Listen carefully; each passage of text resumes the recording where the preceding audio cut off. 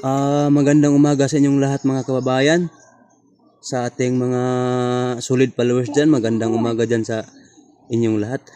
So ngayon mga kababayan, yung manubila natin mga kababayan, ipapakita ko sa inyo mga kababayan ipapakita ko sa inyo kung anong kailangan, anong mga gamit nito para pag-grind, para maalis yung winilingan niya. Para katulad na nito ka gilaw. So ngayon mga kababayan, unang-una para lang ito sa mga baguhan mga kababayan sa hindi pa nakaranas ng maglinis nito mga kababayan. So ngayon mga kababayan, ang una-una nating gawin mga kababayan, ito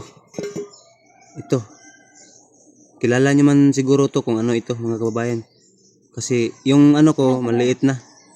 Ito, pag gamit ito ninyo mga kababayan, wag lang ninyong wag lang ninyong masyadong lakasin. Wag lang ninyong nang malakas ninyong pag grind.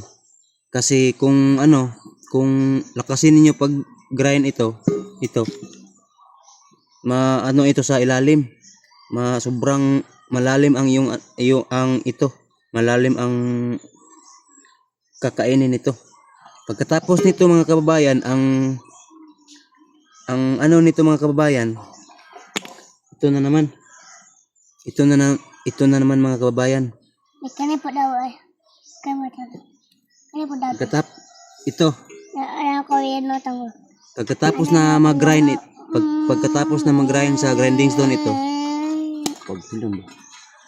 ito ang dinaanan ng grinding stone, kunin mo sa flap disk para hindi siya sobrang magasgas. Kunin mo sa dito pagkatapos naman ito na naman liha na 120. daming proseso ng stainless mga kababayan. Mahirap, hindi katulad ng bakal mga kababayan na pag grind mo masilya tapos wala na mga kababayan, kulay na lang ang kulang. Hindi katulad ng stainless na daming proseso, mahaba. Pagkatapos ng pagkatapos mong magamit ito sa dito, ito na naman mga kababayan, liha na 400. Ang pagkatapos kunin mo yung daan sa 120. Pagkatapos kunin mo dito mo kunin para hindi siya magasgas. Pagkatapos dito mga kababayan, liha na 400. Dito na naman mga kababayan,